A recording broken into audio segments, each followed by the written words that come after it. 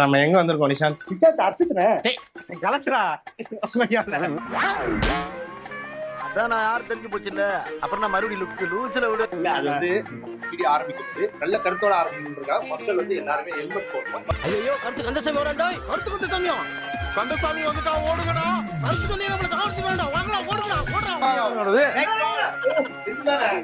ஒருத்தர் ஹெல்மெட் போட்டு சாவான்னு கேள்விப்பட்டிருக்கீங்களா? அது இவன் தான். இதுல இருந்து பார்த்தா இது ஒரு நிமிஷம். சபரி அவ்வளவுதான். அவமானத்துல எங்க போய் சபரி அங்கயா ஒண்ணும் இல்ல. இப்ப இதுக்குள்ள இருந்து நீங்க என்ன பாருங்க, என்ன தெரியுது?